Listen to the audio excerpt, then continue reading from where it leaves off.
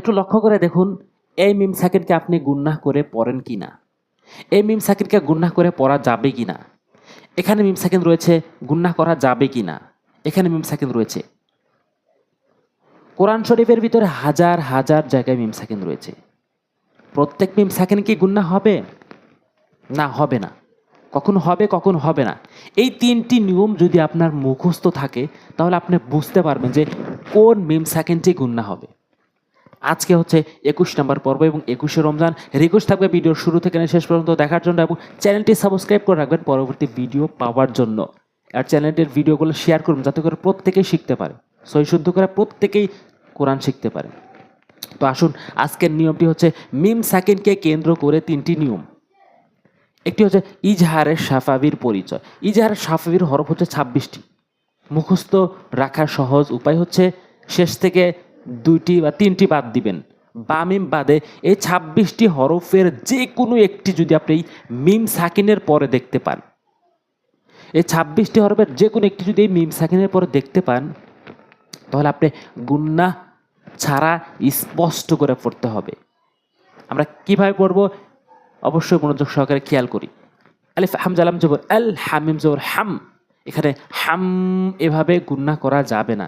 হাম আল হাম, দাল পেশ দু আল হামদু। প্রথমত কথা হচ্ছে আমরা সঠিকভাবে উচ্চারণ করব, তারপর নিয়ম শিখে প্রয়োগ করব। হামজা নুন জবর আন, আইন মিম জবর আম, এটি ইজাহারের সাফাবি।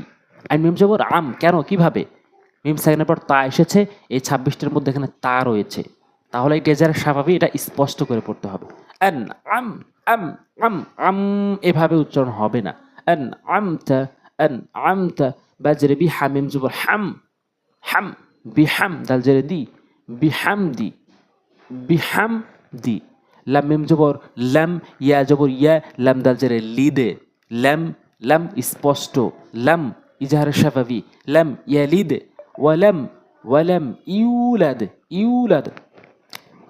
প্রতিটি হরফ কোনো না কোনো নিয়ম হবেই। বুঝলে টানতে পারবো অথবা টানা যাবে না, গুন্নাহ করতে পারবো অথবা গুন্নাহ করা যাবে না। লাম মিম জবর লাম ইজাহারের স্বাভাবিক গুন্নাহ করা যাবে না। ইয়া জবর ইয়া, এটা হরকত দ্রুত পড়তে হয়, টানা যাবে না। লাম দাজের লিদে, এটা কলকলা ধাক্কা দিয়ে পড়তে হয়, লিদে। অ জবর অ, এটি হরকত। লাম মিম জবর লাম, এটি হচ্ছে ইজাহারের স্বাভাবিক, গুন্নাহ করা যাবে না।